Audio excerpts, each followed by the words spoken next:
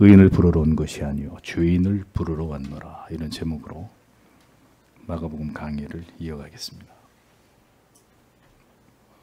지난 주일에 우리가 생각해 본 말씀을 통해서 우리는 예수 그리스도께서 이 땅에 오신 근본 목적을 분명하게 성경을 통해 알 수 있었습니다.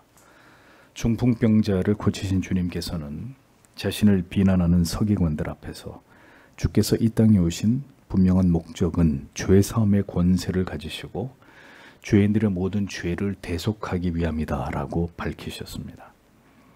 예수 그리스도는 죄의 문제를, 하나님과 우리 사이를 영원히 갈라놓은 죄를 대속하시기 위해서 그 모든 죄의 비참함과 절망적인 결과에서부터 우리를 건져내시기 위해 이 땅에 오신 분이십니다. 예수를 구주로 믿고 여러분의 교회를 다니시면서 그 어떤 주제보다도 중요하게 여기셔야 될 부분은 우리가 진정으로 죄 사함을 입은 하나님의 자녀인가 하는 질문에 대한 분명한 확신을 얻게 되시는 것과, 그리고 우리의 삶이 죄에서 자유를 주신 그리스도의 대속하신 은혜 앞에서 그 은혜에 합당한 거룩하고 순결한 삶을 살아감으로 진정으로 하나님만을 영화롭게 하고 있는가에 대한 끊임없는 자기 점검이라는 것을 우리는 잊지 말아야 합니다. 우리의 모든 삶이 예수 그리스도의 십자가의 은혜와 견고하게 결합되어 있을 때 우리는 비로소 이 땅에서 진정한 그리스도인의 삶을 감당할 수 있습니다. 오직 예수 그리스도를 통해서 우리가 누리게 되는 위로와 평강과 은혜를 통해서만 우리는 날마다 자기를 부인하고 우리에게 주어진 고난의 십자가를 우리가 지고 가야 될 그 사명을 지탱할 수 있는 것입니다. 죄 사함의 은혜를 통해서 우리가 온전한 그리스도의 사람이 되지 못한다면 우리의 모든 종교적인 삶은 언제든 꺼져버릴 수 있는 거품이 될 수밖에 없습니다. 그것은 진실한 삶이 아니라 고도의 위선이고 가식이고 형식적인 신앙의 삶일 뿐입니다. 내가 죽고 그리스도가 사는 삶은 머리로만 아는 관념적인 지식일 뿐, 우리의 삶이 그렇게 변화되지 못하는 것은 우리가 그리스도를 아직도 전인적으로 경험하지 못한 까닭입니다. 놀라운 것은 그렇게 예수를 만나지 않고도 수년, 수십 년 동안 교회를 다닐 수 있고 종교적인 생활을 할 수 있다는 것입니다. 그러나 그들의 끝은 천국이 아니라 지옥이 되는 것입니다. 오늘의 말씀을 통해서는 그 죄사함의 대상이 누구인지를 그리스도께서 우리에게 분명하게 말씀하고 계시는 것을 발견하게 됩니다. 이 진리를 통해서 죄사함을 받아야 될 대상이 바로 우리 자신이라는 것을 깊이 인식하게 되기를 바랍니다. 우리 자신을 소망 없는 죄인으로 정직하게 인식하지 않고는 결코 구원에 이를 수 없다는 것을 우리가 진지하게 깨닫게 될 때 우리는 그리스도 앞으로 나아갈 수 있습니다. 오늘 성경의 본문을 통해 이 진리를 우리가 발견할 수 있게 되기를 소망합니다. 13절을 보겠습니다. 그가 다시 바닷가로 나가시자 온 군중이 그에게로 오니 그가 그들을 가르치셨다 이렇게 기록이 되어 있습니다. 예수께서는 이제 시몬의 집에서 바닷가로 장소를 옮기셨습니다. 바다가 아니고 사실은 갈릴리 호수입니다. 호수.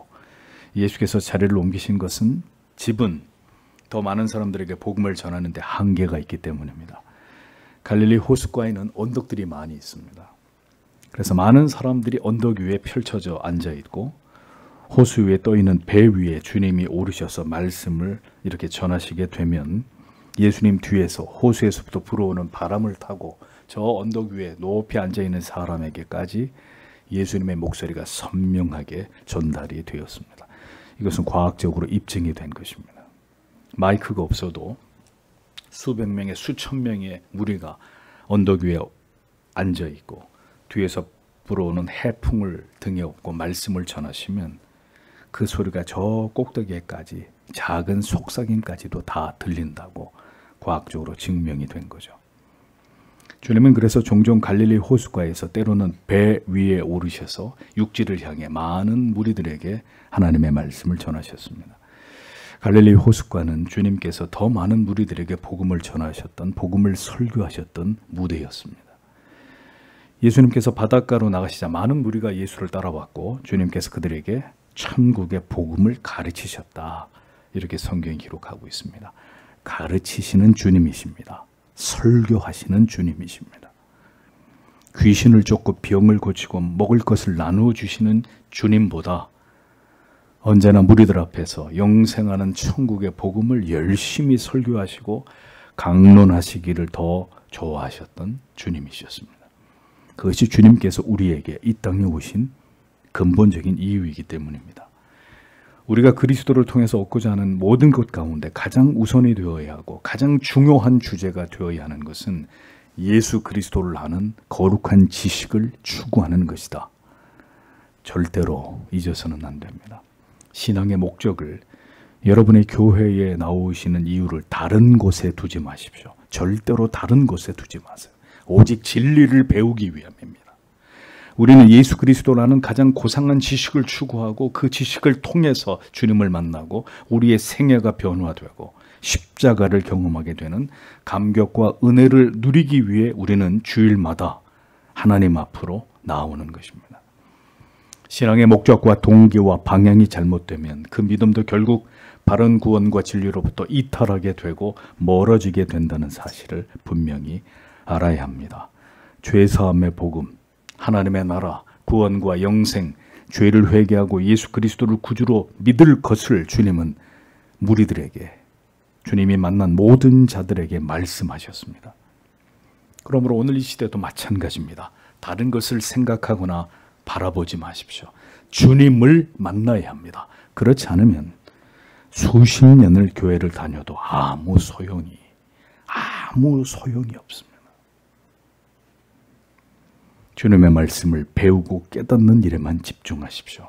그리스도를 만나고 그리스도를 닮아가는 것이 우리의 신앙과 삶의 부동의 목적이 되어야 합니다. 그것이 주님이 우리에게 원하시는 바입니다. 복음의 대상은 어떤 자들입니까? 예수께서 누구를 위해 이 세상에 오셨는지, 자, 이제 성경의 본문이 그것을 분명하게 우리에게 가르쳐주고 있습니다. 14절과 15절을 보겠습니다. 그리고 그가 길을 지나가시다가 알페오의 아들 레위가 세관에 앉아있는 것을 보시고 그에게 말씀하셨다. 나를 따르라. 그러자 그가 일어나 예수를 따랐다. 예수께서 그의 집 식탁에 앉으셨을 때에 많은 세관원과 죄인이 예수와 그의 제자들과 함께 식탁에 앉았으니 이는 많은 사람들이 그를 따랐기 때문이었다라고 기록이 되어 있습니다. 이 기사는 누가복음 5장 27절에서 32절, 마태복음 9장 9절에서 13절에도 동일하게 기록되어 있는 그런 사건입니다. 그리스도가 이 땅에 오신 궁극의 이유를 설명하고 있는 아주 중요한 내용이기 때문에 공관복음 모두에 정확히 이 사건이 기록되어 있는 것입니다. 주님은 일단 이 땅에 하나님의 백성들의 죄를 용서하시기 위해 오셨습니다. 그런데 주님께서 죄를 용서하시고 하나님의 자녀 되게 하실 자들이 어떤 처지에 놓여 있었던 자들이었는지를 오늘 본문은 이것을 아주 상징적으로 정확히 우리에게 그것을 말씀하고 있습니다. 레위라는 이름은 마가복음과 누가복음에서만 사용되고 있는 이름입니다. 마태복음에는 누구라고 나옵니까? 마태라고 나오죠. 마태복음을 기록한 레위가 바로 마태입니다. 12제자의 명단에도 세리 마태라고 기록되어 있어 마태가 바로 레위라는 것을, 레위가 마태라는 것을 분명하게 알려주고 있습니다. 아마도 레위가 후에 마태로 계명을 한 것으로 여겨집니다. 세리였을 때 레위라는 이름보다는 이제 그가 예수의 사도로 부름을 받은 이후에 아마도 그는 매튜라는 새로운 이름으로 그렇게 살아가고 싶었던 것으로 여겨집니다. 주님은 갈릴리 호숫가에서 말씀을 전하시고 다시 가버나움 동네로 들어가시다가 그 길가에서 레위를 보게 되신 것입니다. 그러나 이것은 절대로 우연이 아닙니다. 주님은 레위가 그곳에 있다는 사실과 오늘이 그가 그의 모든 것을 다 내려놓고 예수의 제자가 되어야 되는 운명적인 날이라는 것을 알고 계셨습니다. 그리고 그 일을 이루기 위해서 의도적으로 그 길로 접어드신 것이죠. 어디에 있든 그가 무엇을 하며 살아가고 있든 그가 어떤 사람이고 어떤 악한 인생을 살아왔던 자이든 간에 주님께서 그것은 중요하게 여기는 바가 아닙니다. 구원받아야 할 천하보다 귀한 영혼이 그날 그곳에 있다는 사실만이 중요할 따름입니다. 그렇기 때문에 우리가 모두 주의 부르심을 받아 이 자리에 나와 있는 것입니다. 그의 직업은 세리였습니다. 세리는 유대인들이 절대로 상종하지 않는 혐오의 대상입니다. 그들은 회당에 출입이 금지되어 있었고 법정에서조차도 증언할 수 없는, 그것조차도 허락받을 수 없는 부정한 자들로 간주된 자들이었습니다. 살인자와 강도보다도 더 악한 자로 유대 사회에서 취급을 받았던 자가 바로 세리였습니다. 세리는 로마 정부로부터 세금 징수 업무를 청부받은 유대인들이었는데 그들은 그 일뿐만 아니라 고리대금이나 이자를 통해서 착취를 일삼았고 로마의 국고로 환수되는 금액을 제외한 모든 돈을 착복해서 어마어마한 부를 그 당시에 누리던 그런 자들이었습니다. 레위는 세관의 업무를 행하는 자로 판매세, 관세, 무역세 등등의 세금을 징수하는 일을 했습니다. 백성들에게 세금을 징수하기 위해 그는 그날도 세관의 자리에 앉아 있었다라고 성경이 말하고 있죠. 유대인들이 이 세리라는 직업을 가진 자들을 증오하고 미워한 것은 당연한 것이었습니다. 그런 레위를 보고 주님이 말씀하셨습니다. 주님이 그런 레위를 말씀하기 전에 성경에 보시고 이렇게 돼 있죠. 보시고 아무도 눈길조차 주지 않는 혐오의 대상이었던 그 레위를 주님이 주목해서 보고 계셨다. 아주 주의 깊게 그를 보고 있었다라고 말씀하고 있습니다. 그냥 많은 사람들 중에 한 사람으로 보신 것이 아니라 그를 주목해서 매우 특별하게 보고 계셨다는 뜻입니다. 모든 하나님의 자녀가 된 자들은 많고 많은 사람들 중에서 주님께서 주목하신 자였다라는 것을 기억하셔야 합니다. 여러분들은 주님의 주목을 받은 자들이었습니다. 아무도 주목하지 않는 자를 오늘도 하나님은 주목하십니다. 그 이유는 그가 그리스도께로 돌아와야 할 하나님의 자녀이기 때문입니다. 그 주목해서 보셨던 자들이 결국 하나님의 자녀가 되어 부르심을 받게 되었고 지금 이 자리에 나올 수 있게 되는 것입니다. 그리고 그들이 바로 여러분들입니다. 성도 여러분, 모두에게 사랑받는 자들을, 모든 사람의 주목을 받았던 자들을 제자로 부르지 않으셨습니다. 모두에게 미움을 받고 모두가 싫어하는 자들, 기독교의 복음은 바로 그런 자들에게까지 찾아가는 것입니다. 레위가 선하고 정직하고 아름다운 삶을 살아가고 있을 때 주님이 그에게 찾아오지 않았습니다. 유대인들이 극도로 혐오할 만큼 그가 하는 모든 일은 악한 일이었고 그는 황금을 숭배하면서 동족의 피를 빨고 있었던 악인이었습니다. 개보다 못한 인간으로 여겨지던 자에게 주님이 다가오셔서 나를 따라오너라 라고 말씀하셨습니다. 우리가 하나님을 대적하고 온갖 죄를 지으면서 살아가고 있을 때 주님은 우리의 그 행위와 삶을 보시고 우리를 불러주신 것이 아니라 일방적인 사랑과 하나님의 작정하심 속에서 우리를 자녀로 불러주셨다라는 것을 기억해야 합니다. 디모데후서 1장 9절은 하나님이 우리를 구원하사 거룩하신 부르심으로 부르심은 우리의 행위대로 하심이 아니요 오직 자기의 뜻과 영원한 때 전부터 그리스도 예수 안에서 우리에게 주신 은혜대로 하심이라. 은혜대로 하심이라. 값없이 주려고 했던 그 은혜에 의해서 우리가 구원을 받은 것이다. 에베소서 2장 8절에서 9절은 너희가 그 은혜를 인하여 믿음으로 말미암아 구원을 얻었나니 이것이 너희에게서 난 것이 아니요 하나님의 선물이라. 행위에서 난 것이 아니니 이는 누구든지 자랑치 못하게 함이니라. 교회 다니면서 자기를 자랑하는 바보들은 구원받은 자들이 아닙니다. 성도가 아닙니다. 구원해 주실 만한 어떤 공로나 자격이 있는 자를 구원해 주신 것이 결코 아닙니다. 죄인들을, 악인들을, 예수를 거부하고 멸시하고 자기를 사랑하고 자기를 높이며 살아가던 추악한 자들을 일방적으로 하나님께서는 찾아오셨고 우리를 그리스도 안으로 불러주신 것입니다. 이것이 레위가 받은 은혜, 우리에게만 하나님의 사랑과 긍휼과 자비라는 것을 우리는 잊지 말아야 합니다. 복음을 올바로 이해하지 못한 채 종교 생활을 하는 사람들은 자기가 예수를 믿게 되었다고 착각합니다. 자기의 선택과 결과를 통해서 내가 내 발로 교회에 와서 예수를 믿게 되었기 때문에 자기 결정과 의지에 대해서, 인간에 대해서 굉장한 자부심을 가질 수밖에 없는 것입니다. 왜? 내가 내 발로 왔으니까. 그래서 자기를 낮추고 싶은 마음이 추호도 없습니다. 모든 것은 나의 선택의 결과라고 여기고자 하는 것입니다. 이렇게 되면 근본적으로 신앙의 마음과 자세가 바뀌게 되는 것입니다. 내가 믿고 싶으면 믿고 내가 믿기 싫으면 그만이라고 생각하게 되는 거예요. 내가 교회에 나오고 싶으면 나오는 거고 나오기 싫으면 안 하는 거지. 신앙의 모든 문제는 자율적으로 내가 선택하고 결정할 수 있다고 여기게 되는 것입니다. 이것이 인본주의적 신앙 태도에서 절대로 벗어나지 못하는 이유입니다. 그리고 이것은 신앙이 아니라 불신앙입니다. 그러나 모든 거듭난 죄인들의 공통점은 자신은 아무 소망이 없는 죄인이고 심지어 죄인 중에 괴수라고 자기를 여기는 자들입니다. 나에게 임한 이 모든 것이 전적인 하나님의 은혜라는 사실에 대해서 절대로 의심하지 않습니다. 그러니 모든 영광을 하나님께 돌릴 수밖에 없고 자기의 존재에 대한 인식은 철저하게 전적으로 타락하고 부패하고 무능한 존재로 받아들일 수밖에 없게 되는 것입니다. 그래서 전혀 이상하게 여기지 않습니다. 전혀 불쾌하게 받아들이지 않습니다. 그것이 전적으로 구원받은 사람의 정직한 자기 인식입니다. 하나님 앞에서 겸손하지 않은 그리스도인은 절대로 그리스도인이 아닙니다.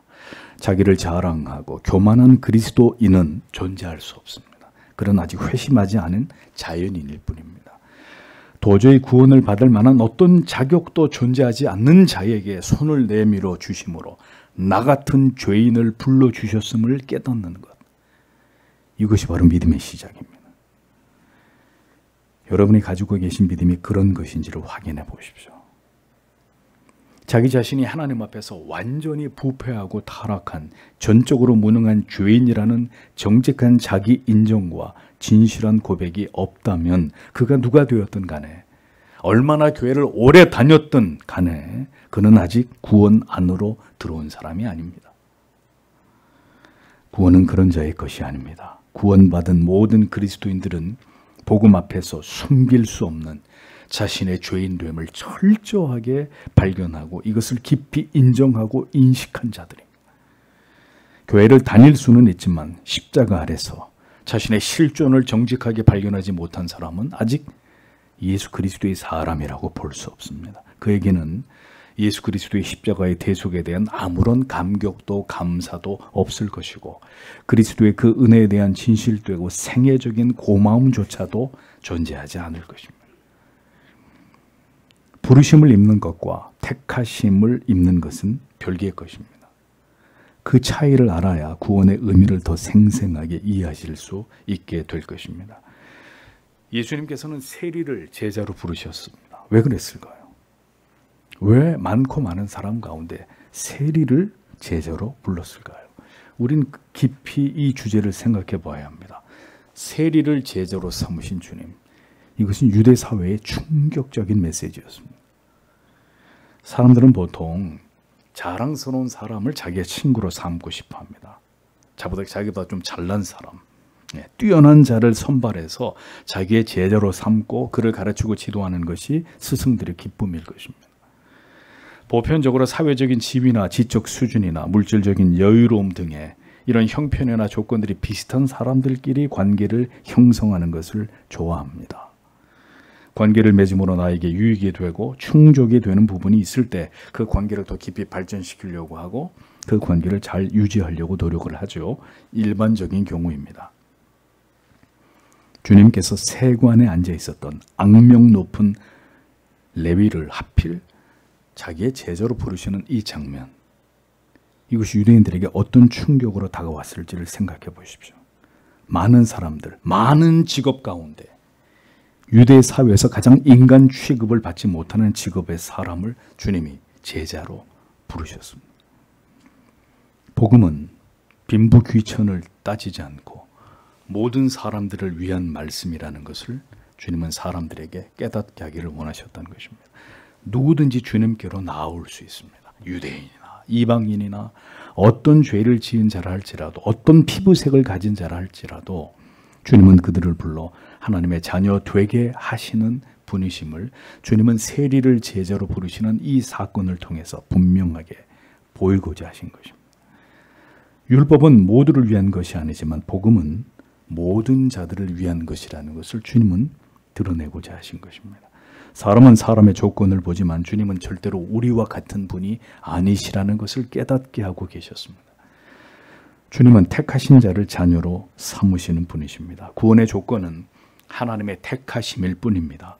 거기에 인간이 가지고 있는 어떤 조건이나 공로나 노력 같은 것들이 구원의 기준이 될 수 없습니다. 하나님이 택하시고 부르신 자가 구원을 받습니다.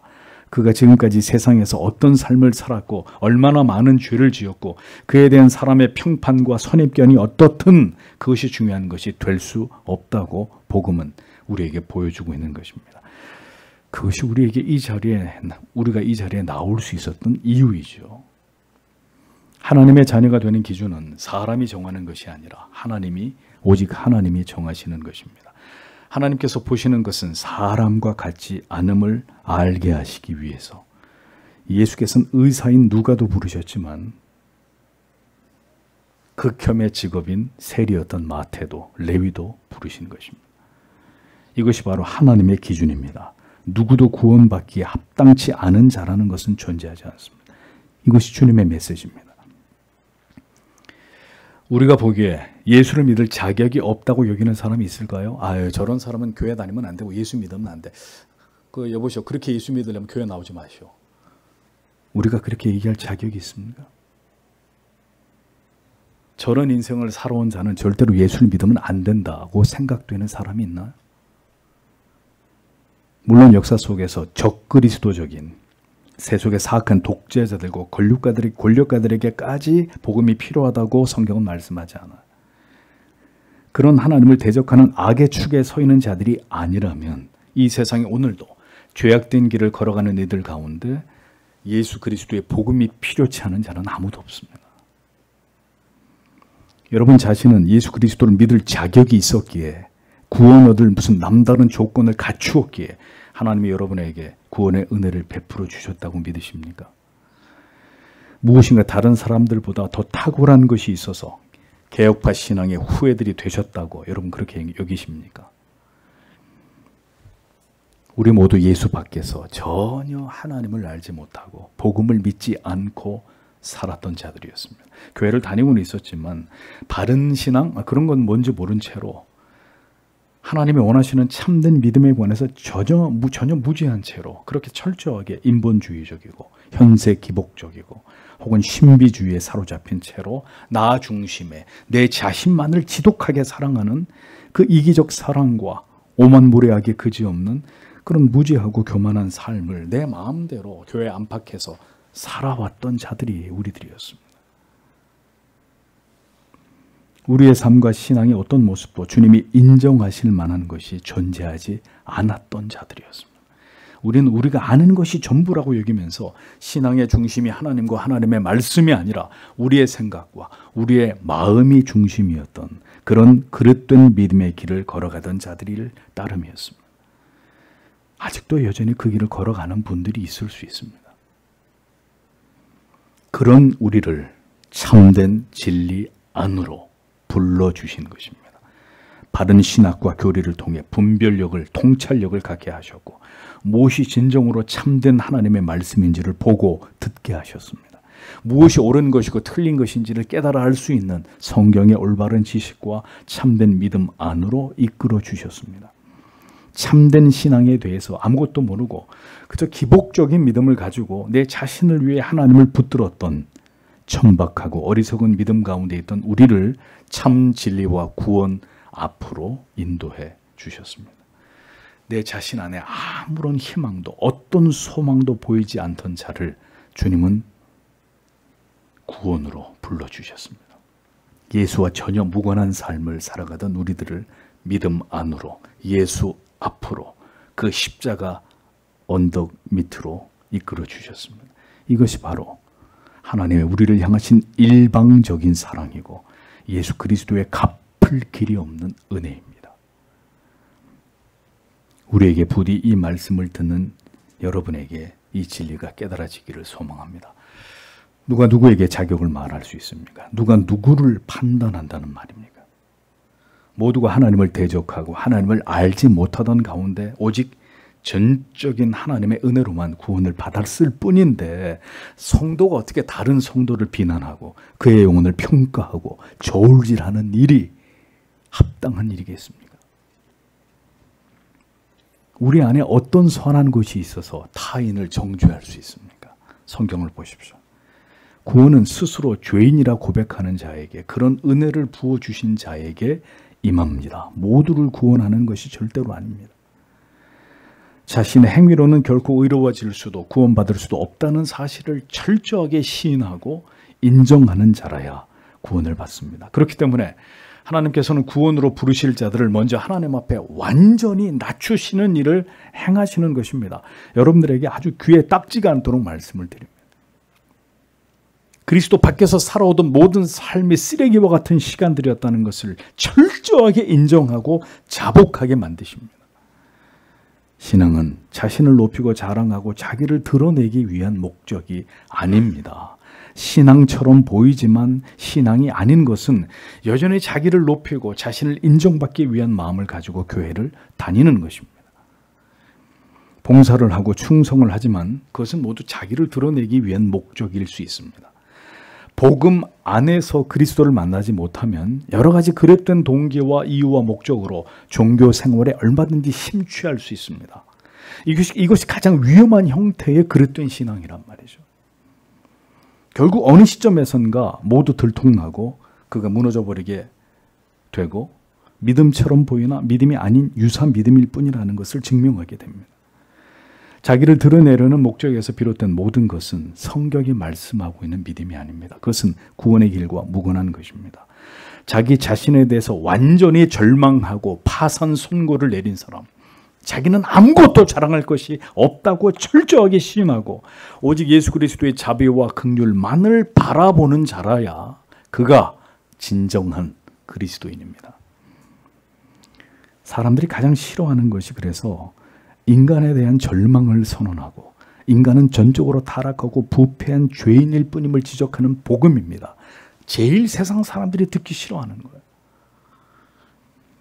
복음을 거절하는 가장 큰 이유는 자신이 그 복음을 통해 벌거벗겨지고 뭐라는 것을, 아무것도 아닌 존재라는 것을, 죄인이라는 사실이 적나라하게 드러나기 때문에 사람들은 복음을 싫어합니다.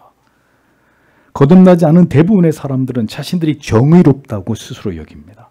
자신이 항상 옳다고 생각합니다. 보편적인 상식과 교양을 따라서 잘 살아가고 있는 존재가 나라고 믿습니다. 바로 그런 이유 때문에 예수 그리스도의 십자가를 받아들이지 않는 거예요. 복음은, 하나님의 은혜는 자신의 모든 생각과 오늘까지의 삶이 총체적으로 틀렸다고 여기고 자신이 가장 추악한 죄인이라고 여기는 자들에게 임하는 축복입니다. 예수를 믿으면서도 여전히 자신만이 정답이고 자신만이 참 진리를 알고 있다고 믿는 사람들이 있습니다. 과연 그럴까요? 복음은 언제나 자기를 부인하면서 오직 주님만을 바라보는 자의 그 고개를 들게 합니다. 그를 일으켜 세웁니다. 아직 복음을 경험하지 못한 자는 그렇게 항상 자신이 보이지 않고 타인들의 허물과 부족만 보입니다. 자신은 옳지도 정직하지도 바르지도 않으면서 언제나 옳고 그름의 가치에만 몰두하고 정작 중요한 그리스도의 십자가를, 그 숭고한 의미를 바라보지 못하게 되는 심각한 한계와 문제를 드러내게 됩니다. 완전히 자신이 무너진 자리에서 그리스도를 통해 다시 이렇게 세우시는 은혜를 경험하지 못할 때 그는 언제나 자기가 자신을 날마다 자랑하고 자신을 스스로 견고하게 지키고자 하는 마음에서부터 벗어나지 못하게 됩니다. 신앙은 자기를 지키는 것이 아니라 자기를 무너뜨리는 것입니다.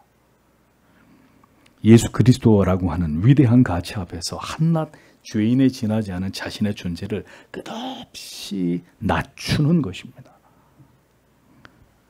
복음은 의에 주리고 목마른 자의 것입니다. 목이 마르지 않고 배가 고프지 않고 삶에 전혀 고난과 고통과 결핍과 시련이 없는 자가 어떻게 생애적으로 그리스도를 만나는 일이 가능하겠습니까? 그런 사람의 신앙은 관념적이고 추상적일 뿐입니다.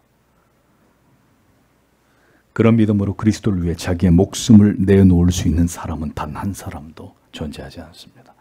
인본주의에 물든 오늘의 기독교는 영혼들을 먼저 십자가 앞에서 완전히 낮추는 일에는 관심이 없습니다. 언제나 사람을 높이는 그릇된 일로 대부분의 교회 안으로 들어온 영혼들을 복음으로부터 사실 더 멀어지게 해서 결국은 자신을 더 사랑하며 자기를 높이는 자들로 교회 안에서조차도 그러한 자들로 전락시켜 버립니다. 이게 교회가 하는 짓입니다. 십자가 아래서 흉악한 인간의 실존을 발견하여 자기를 더 낮추는 것이 목적이 아니라 사람을 끊임없이 높임으로써 그가 예수를 만날 수 있는 모든 기회를 박탈해 버립니다. 신앙이 처음부터 왜곡되면 예수를 알고 만나게 되므로 죄악된 자신을 발견한 것을 중요하게 여기지 않게 되고 무엇인가 자신을 드러내고 높이고 인정을 받는 것에 언제나 목이 마르게 되는 기형적이고 왜곡된 신앙을 만들어내게 되는 것입니다. 처음 교회를 어떻게 갔느냐, 어떤 복음을 들었느냐, 어떻게 신앙생활을 시작했느냐가 그래서 중요하다는 말씀을 드리는 것입니다. 자기의 죄를 깊이 자각해 함으로 진정으로 죄를 참여하고 예수를 구주로 영접하는 일보다는 먼저 교회에 들어온 그 사람을 높이기 시작합니다. 시간이 얼마 되지도 않았는데 세례를 주고 그 다음에 직분을 맡깁니다. 일을 잘한다고 봉사를 시키고 헌신을 하며 복을 받는다고 이렇게 사탕발림으로 사람을 몰아갑니다. 일을 잘하면 더 칭찬을 해주고 공동체와 사람들 안에서 이제 인정과 칭찬을 받는 거에 아주 익숙하게 만들어 놓습니다. 물어보겠습니다. 그 사람이 진정으로 주님을 만날 수 있을까요? 사람들이 제일 좋아하는 방법으로 복음으로부터 더 멀어지게 만드는 그릇된 패단들을 이 시대의 인본주의 교회들이, 복음주의 교회들이 행하는 것입니다. 당신은 하늘나라의 VIP입니다. 교회 처음 나온 사람한테. 그렇게 높아진 자들이 그리스도 앞에서 자신을 낮출 이유가 있습니까?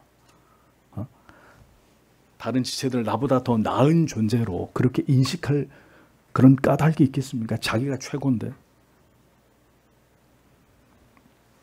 인격적으로 그리스도를 체험하게 된 참된 성도가 만들어지는 것이 아니라 사람들의 인정과 칭찬에 목마른 영적 어린아이들을 교회가 양산해내는 것입니다. 언제나 주를 닮아가는 것보다 자기에게 인정과 관심을 보여주는 사람에게 집착하고 그것에 중독된 그릇된 믿음의 자리에서 벗어나지 못하게 되는 것입니다. 끔찍한 일입니다. 오늘날 교회 안에는 이렇게 사람을 높이는 이 그릇된 신앙에 오염된 자들이 너무 많습니다. 진정으로 십자가를 경험하지 못하면 그러한 종류의 믿음은 절대로 구원에 이를 수 없다는 것을 기억하십시오. 유대주의에 찌든 자들의 신앙이라고 하는 것이 모두 그런 것이었습니다. 사람의 의와 사람의 노력으로 인정을 받고 칭송을 받고 높임을 받는 그런 믿음이 유대주의 사상이었고 유대주의 종교 지도자들의 그랬던 어리석은 신앙의 모습들이었습니다. 주께서는 자신을 낮추어 철저하게 자기의 죄를 용서받기를 원하는 자들, 그렇게 성령을 통해 준비시키신 자들에게 용서를 베푸시고 그런 자들에게 찾아오셔서 자기를 나타내셨습니다. 그들이 세리든 창녀든 그것이 중요한 것이 아니었습니다. 그러했기에 그 당시 유대교 사상을 가진 자들에게 주님의 이 같은 행보는 충격이었던 거예요. 거의 이단위에 가까운 거죠. 그들의 믿음은 자기의 열심으로 하나님을 찾아오는 신앙이었습니다. 자신의 노력으로 하나님의 법을 지키고 자기의 힘으로 구원을 얻는다고 생각했던 믿음이었고 그러하게 자기들의 의와 노력이 언제나 드러나고 그것을 인정받는 것을 당연하게 여겼던 자들이 유대주의자들이었습니다. 그런 유대주의자들에게 주님의 모습과 주님의 말씀하시는 복음은 그들이 결코 받아들일 수 없는 가치였던 거죠.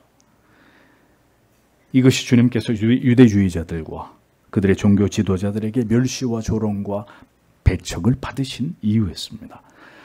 주님은 레위에게 단 한마디만 말씀하셨습니다. 나를 따르라. 이게 전부였습니다. 나를 따르라 이 한마디.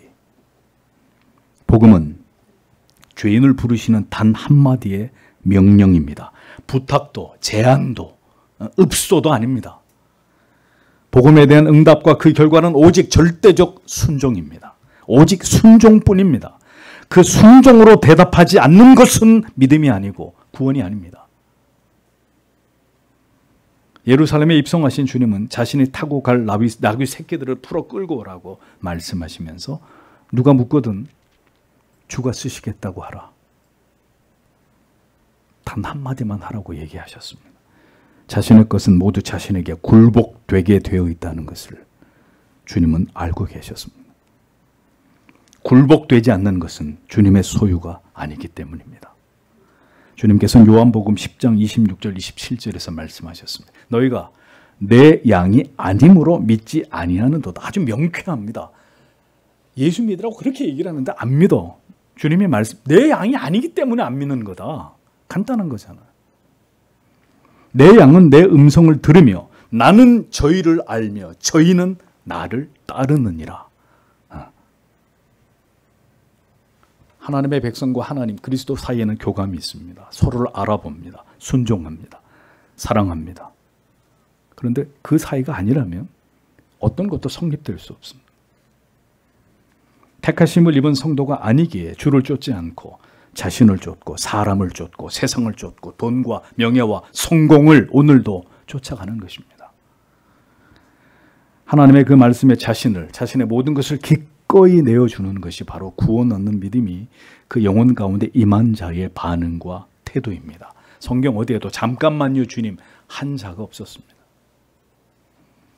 자신에게 임한 그 한마디 명령, 사망에서 생명으로 불러내는 그 한마디, 그것이면 충분하고 그것을 받아들이게 하는 것이, 그 말씀에 복종하게 만드는 것이 복음의 능력입니다. 성령이 하나님의 백성들에게 행하시는 일입니다. 택자에게 임하는 불가항력적인 은혜입니다. 세리마태는 이미 예수에 대해서 알았을 것입니다. 그 동네에 살면서 예수를 모르는 사람은 아무도 없을 거예요. 그러나 그는 예수에 대해서 충분히 알고 있었는데도 그리스도께로 나아가지 않았습니다. 전적으로 무능한 죄인에게 주님께로 나아갈 의지가 존재하지 않았기 때문입니다. 오직 주님이 그를 아시고 그를 찾아오셨고 그를 부르셨습니다. 알아도 나아갈 수 없습니다. 오직 부르심이 있어야 나아갈 수 있는 것입니다. 예수를 안다고 다 예수께 나오나요? 그분이 불러주셔야 그분 앞으로 나올 수 있을 따름입니다. 그 위대한 생애적 부르심이 있고 그 부르심 앞에 주를 따르는 자들이 바로 성도입니다. 구원받은 하나님의 사람들입니다. 오늘도 여러분의 영혼 가운데 주께서 부르시는 이 거부할 수 없는 음성이 임하게 되기를 바라고 그 음성에 전적으로 순종하고 반응하는 그리스도인들이 되기를 바랍니다. 아직 주님을 만나지 못한 분들은 반드시 이것을 간절히 고대하시고 갈망하셔야 됩니다. 다른 길은 없어요. 자기 스스로 그리스도 앞에 나왔다고 믿는 자, 그들은 구원에 이를 수 있는 자들이 아닙니다. 나 같은 죄인을 불러주신 것에 대한 진정한 감격과 감사가 있어야 합니다. 여러분에겐 그것이 있습니까? 부인할 수 없는 그 고백이 있어야 당신이 하나님의 자녀라는 증거입니다. 레위는 모든 것을 버려두고 주님을 쫓았습니다. 모든 것을 포기하게 만드는 그것이 복음의 능력이에요. 우리가 할 수 없는 일입니다. 버리라고 해서, 포기하라고 해서 버리고 포기할 수 있는 일이 아닙니다. 그리스도께서 당신 안에 오실 때 비로소 당신 안에 일어날 수 있는 것입니다. 그리스도 외에 모든 것들을 다 내 밖으로 몰아내게 되는 것. 그게 그리스도가 당신 안에 오셨다는 증거입니다. 우리의 의지적 결단만으로는 절대로 이룰 수 없는 일입니다. 아직도 굳게 움켜쥐고 있는 자들이 있다면 여전히 그것을 버리지 못하고 그리스도보다 내 자신을, 세상을 더 바라고 꿈꾸는 분들이 계신다면 여러분들이 받았다고 여기는 것이 과연 진정한 복음과 진정한 구원인지에 대해서 의심해 보셔야 됩니다. 주께서 왜 롯의 처를 생각하라고, remember, 기억하라고 말씀하셨을까요? 롯의 처. 두고 온 세상의 모든 것들을 돌아보다가 소금 기둥이 돼버리는 왜 롯의 처를 기억하라고 말씀하셨을까요? 레위는 자신을 부르시는 주님의 부름에 응하게 되었습니다. 예수에 관해서 아직 아는 것이 전무했지만 그 신적인 부르심 앞에 모든 것을 버려두고 주님을 쫓게 됐습니다. 결코 따를 수 없는 자를 이렇게 세워 주를 따르게 만드는 것. 이게 뭐라고요? 복음의 능력, 듀나미스. 그는 그리스도의 제자가 되어 그분의 생애를 기록한 제자가 됐습니다. 결코 알 수 없는 일이 우리의 미래입니다. 우리를 어떻게 만들어 가실지 우리는 알 수 없습니다. 오직 그 부르심에 우리는 주님을 쫓게 되었을 뿐입니다. 예수의 제자로 부르심을 받은 마태는 즉시 예수님의 무리들과 더불어서 많은 세리들과 주인들을 자기의 집으로 초대해서 잔치를 열었습니다. 많은 사람들이 들어갈 정도였으니까 그의 집이 작지 않았다는 것을 알 수 있죠. 모두 부정한 돈으로 모은 결과물이었습니다. 세금을 착취하는 자들의 악의 무리들이 모두 그 집에 모였습니다. 뿐만 아니라 성경이 죄인들이라고 분류한 자들, 이를테면 모든 부정한 직업을 가진 유대 사회에서 사람 취급을 받지 못하는 창녀 같은 이런 직업을 가진 자들을 가리킵니다. 그들이 모두 세리 집에, 이 레위 집에 함께 했습니다. 유대 사회가 버리고 멸시하고 포기한 자들이 모두 그날 세리 마태의 집에 초대되었습니다. 매우 상징적인 그림입니다. 복음이 무엇인지를 보여주는, 복음의 대상이 어떤 자들임을 우리에게 깨닫게 해주는 굉장히 중요한 장면입니다. 돈과 관련된 가버나움의 모든 부정한 무리들이 모두 다 마태의 집에 모였습니다. 사람들 눈에 그날 레위 집안의 그 모임이 어떻게 보였을까요? 부러워 보였을까요? 와, 셀럽들이 다 저 집에 모였구나, BTS가 왔구나, 이렇게 봤을까? 아닙니다. 쓰레기 집합소. 쓰레기 집합소다. 저 레위 집이 오늘 쓰레기 집합소구나. 이렇게 봤을 것입니다. 그러자 빠질 수 없는 무리들이 또다시 이러한 예수의 모습에 대해서 비난을 퍼붓기 시작합니다. 16절에 바리새파 서기관들이 그가 죄인들과 세관원들과 함께 음식을 먹는 것을 보고 그의 제자들에게 말하였다. 왜? 그는 세관원들과 죄인들과 함께 먹소. 이 장면을 심히 불쾌하게 바라보면서 무엇인가 또 문제를 제기하고자 했던 바리새인들, 서기관들이 예수의 제자에게 질문을 던집니다. 왜 너희 스승이 세리와 죄인들과 함께 한 자리에서 먹고 마시는 것이냐? 너희의 스승도 저런 쓰레기 같은 자들과 어울리는 것을 보니 그들과 동류가 아니겠느냐? 그들은 비아냥거리고 비웃었습니다. 그들은 결코 이해하지 못했습니다. 그들은 언제나 스스로 고결함을 자랑하고 그것을 지향하는 자들이었습니다. 자신들이 가장 하나님을 잘 믿고 있는 자들이라고 자부하고 있었습니다. 그러나 그들은 주님이 보시기에 가장 더러운 자들이었습니다. 깨끗한 척, 정의로운 척하는 자들이 주님이 보시기에 가장 역겨운 자들입니다. 세리와 죄인들은 모두 추악한 삶을 살아왔습니다. 그러나 주님은 다른 이들이 아니라 그들을 부르셨습니다. 그들에게 찾아오셨습니다. 그들과 함께 음식을 드셨습니다. 유대인들에게 함께 식사를 하는 이 관계는 가족 이상의 관계를 의미합니다. 주님은 그들을 매우 각별하게 여기셨다는 뜻입니다. 천국의 복음이 필요한 자, 구원 안으로 들어올 자들은 성도 여러분, 바로 죄인들입니다. 악인들입니다. 세상에서 손가락질 당하는 자들입니다. 로마의 박해가 극에 달하던 때에 크리스티아노스, 그리스도인이라는 이름은 곧 죽음을 뜻하는 것이었고 그들을 벌레처럼 여기던 이름이었습니다. 중세 로마 카톨릭에 지배하던 시대에 프로테스탄트라는 이름은 멸시와 경멸과 조소의 대상이었습니다. 영국의 국교도들에게 청교도 퓨리탄이라는 이름은 쓸데없이 까다롭게만 한 아주 재수없는 인간들, 멸시를 당하는 단어였습니다. 퓨리탄이라는 말이. 그들이 살아가던 시대와 세상 앞에서 언제나 어리석고 미련하고 혐오스러운 대상자로 여겨지던 자들이 바로 크리스천들이었습니다. 세상에서 가장 덜 떨어진 부류로 취급받던 자들이 예수를 믿는 자들이었습니다. 주님이 부르신 자들은 세상에서 VIP가 아니었고 스포트라이트를 받는 자들이 아니었습니다.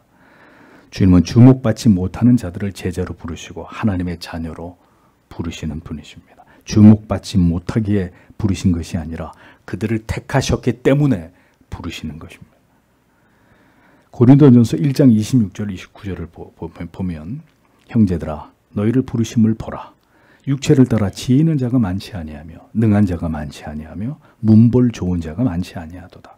그러나 하나님께서 세상에 미련한 것들을 택하사 지혜 있는 자들을 부끄럽게 하려 하시고 세상에 악한 것들을 택하사 약한 것들을 택하사 강한 것들을 부끄럽게 하려 하시며 하나님께서 세상에 천한 것들과 멸시받는 것들과 없는 것들을 택하사 있는 것들을 패하려 하시나니 이는 아무 육체라도 하나님 앞에서 자랑하지 못하게 하려 하심이라. 자랑하지 못하게 하려 하심이라. 자랑하는 자들은 다 그리스도인들이 아니에요. 교회에서든지 세상에서든지 자기를 자랑하는 인간들은 그리스도와 아무 상관이 없는 사람들이에요. 이것이 바로 복음의 비밀입니다.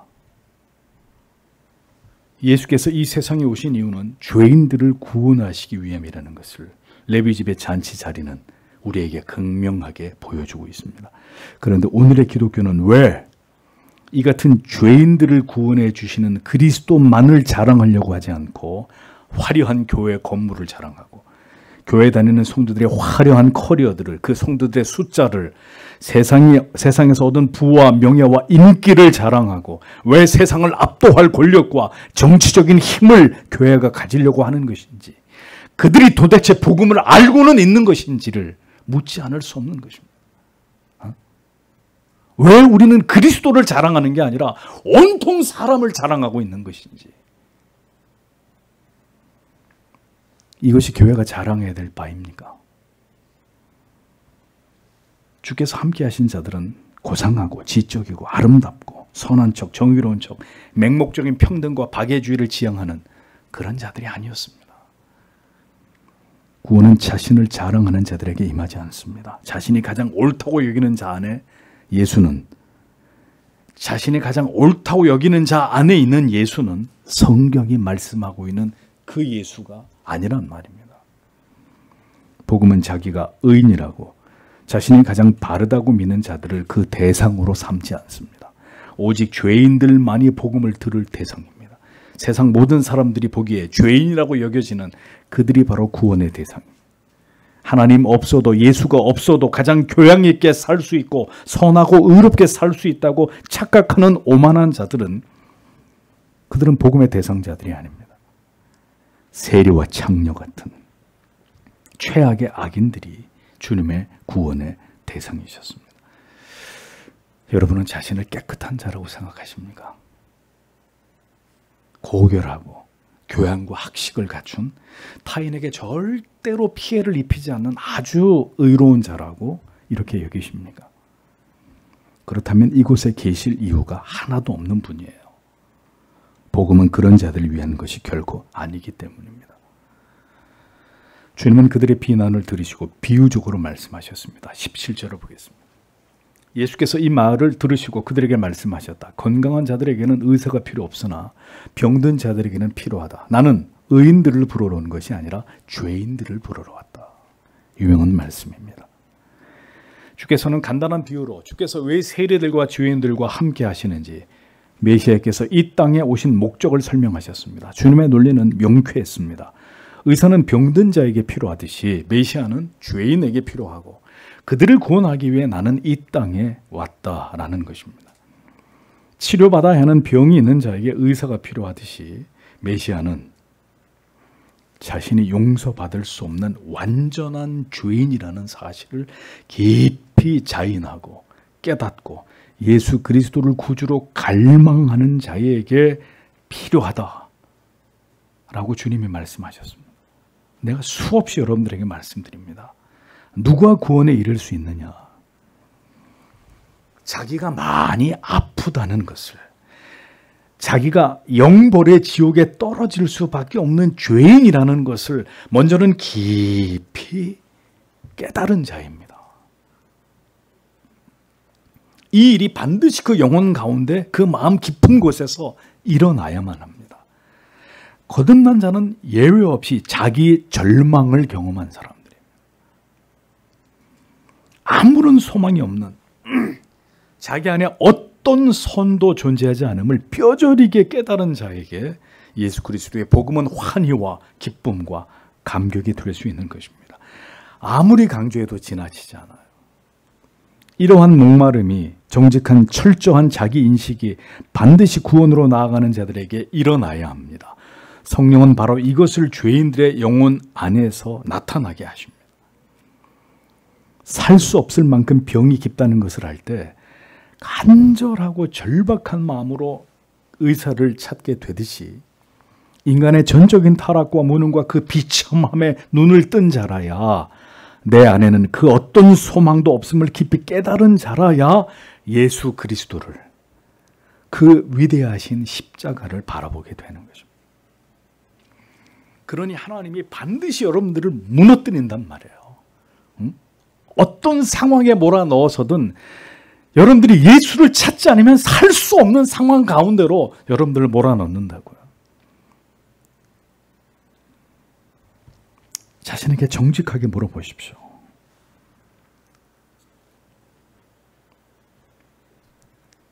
구원을 향해 나아가는 나의 여정에 내 자신이 그렇게 완전하게 깨어졌던 경험이 있는, 내 자신이 그 십자가 아래서 완전히 무너져 버렸던 그런 경험이 나에게 있는가?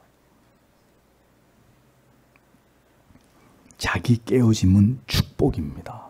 축복.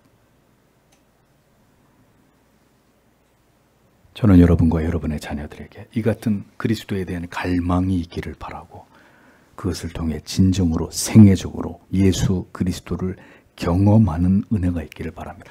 예수 잘 알죠? 내 죄를 위해 십자가에 달려 죽으신 하나님의 아들이십니다. 이렇게 앵무새처럼 지식을 가지고 이야기하는 것이 아니라 그 십자가 아래 산산조각 나버린 자기 자신, 이 나 같은 죄인을 구원할 자가 오직 나에게 예수뿐이라는 사실 때문에 감격하고 기뻐하고, 그 잊을 길이 없는 그 사랑과 은혜가 이 험난한 인생을 지탱하며 살아가게 만드는 원동력이 되는, 그것이 신앙이란 말입니다. 오늘도 다른 사람이 아닌, 공동체가 문제가 아닌 내 자신이 가장 큰 구원과 성화의 걸림돌이라는 것을 알고 계십니까? 그 사실 앞에서 오늘도 주님 앞에 엎드릴 수밖에 없고 긍휼과 자비를 구할 수밖에 없는 것이 나라는 것을 인정하셔야 됩니다. 주님을 찾는 자들은 자기 안에 어떤 가능성도 발견하지 못한 자들입니다. 그래서 심령이 가난할 대로 가난해진 자들입니다. 주님은 그래서 진정한 복이 무엇인지를 말씀하시면서 가장 첫 번째로 심령이 가난한 자는 복이 있나니 천국이 저희 것임이라 라고 선언해 주셨습니다. 심령이 가난한 자, 심령이 파탄된 자, 파산된 자, 천국이 그의 것이라고 말씀하셨습니다. 그러니 우리는 우리의 마음을 낮추는 일을 우리의 인생이 지나가는 동안에 주께서 자기 백성들에게 행하시지 않을 이유가 전혀 없다는 것을 아셔야 합니다. 우리는 마음이 낮아진 것을 힘들어해야 될 것이 아니라 우리의 마음이 높아진 것을 힘들어해야 합니다. 이게 뭐가 지금 잘못 가고 있는 것이구나, 내 인생이, 지금 내 마음이 이 그리스도의 은혜로부터 지금 상당히 멀어져 버렸구나. 우리는 이렇게 인식해야 되는 것이죠. 그 철저하게 낮아짐 속에서, 그 간절하고 절박하게 주를 바라는 그 마음 속에서 주님은 그를 만나 주십니다. 생애적인 은혜를 그에게 베풀어 주십니다. 그것이 우리에게 임하는 구원의 은혜이고 우리에게 믿음을 불어넣으시는 하나님의 방식입니다. 예수 그리스도의 십자가의 그 대속하심에 대한 감격도 없고, 도대체 나에게 예수가 왜 필요한 것인지를 아직 느껴보지 못한 분들이 계십니까? 그러면 부디 주께 간구하십시오. 그리고 믿음을 주시는 방편인 하나님의 말씀을 듣는 일에, 진리를 배우는 일에 집중하십시오. 예수를 믿고 싶으십니까? 정말 그분을 만나고 싶으십니까? 저는 때때로 그게 의심될 때가 많아요. 저분이 정말 예수를 믿고 싶은 분이 맞나?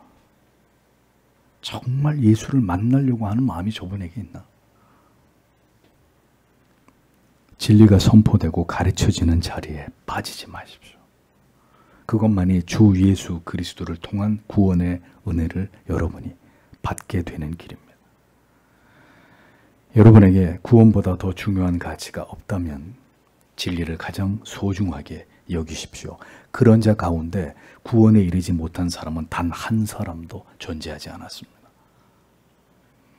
오랜 종교 생활에도 확신이 없는 것은 언제나 여러분이 하나님을 아는 일에 열렬한 관심이 없기 때문입니다.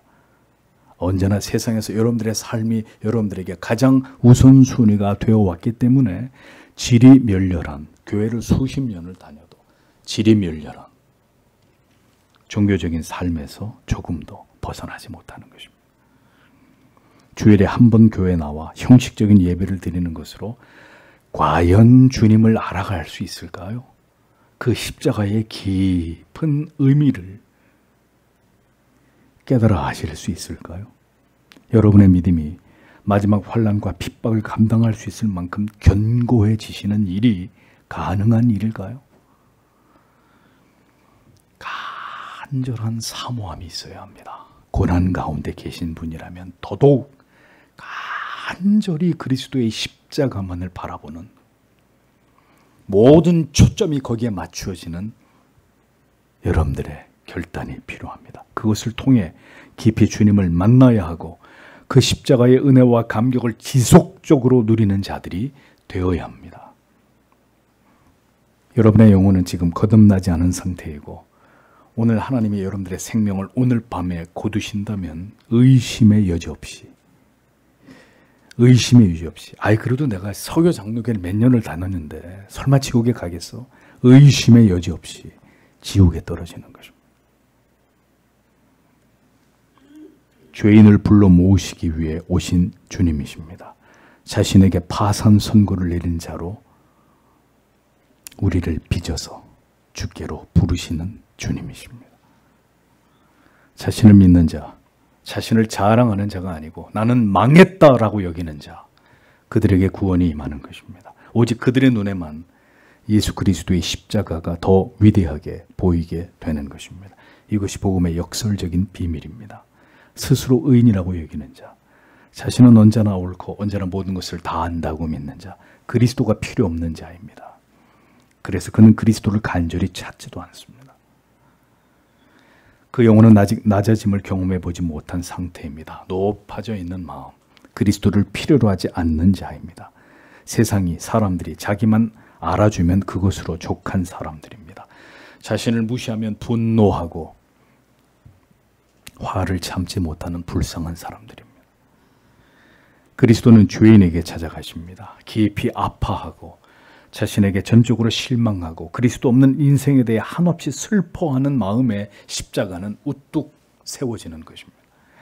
교회는 역설적이게도 그래서 선한 사람이 존재하지 않습니다. 모두 깨어지고 상처 입은 마음과 영혼을 지닌 죄인들만 존재할 뿐입니다. 의사를 절대적으로 필요로 하는 환자들이 병원 안에는 대부분입니다. 지상의 교회는 불완전합니다. 언제나 죄인들이 가득한 곳입니다. 다만 그런 자들과 교회를 끝까지 붙들어 주시는 위대하고 사랑 많으신, 그리고 죄인들의 구원을 완성해 나아가시는 그 일에 성실하신 그리스도가 교회의 머리로 계실 뿐입니다. 주님은 여전히 우리를 붙들고 가십니다. 자신의 죄를 깊이 인식하고 고백하는 사람일수록 더 깊이 그리스도를 신뢰하고 사랑하고 오직 그리스도만을 높이는 삶을 살아가게 된다는 것을 기억하십시오. 교회를 다니는 것만으로 구원에 이르는 것이 절대로 아닙니다. 그리스도를 만나야 합니다. 그리스도를 간절히 만나야 할 만큼 여러분은 여러분 안에서 심각한 결핍을, 나의 전적 무능과 타락을 보아야 합니다. 내가 그런 존재로구나.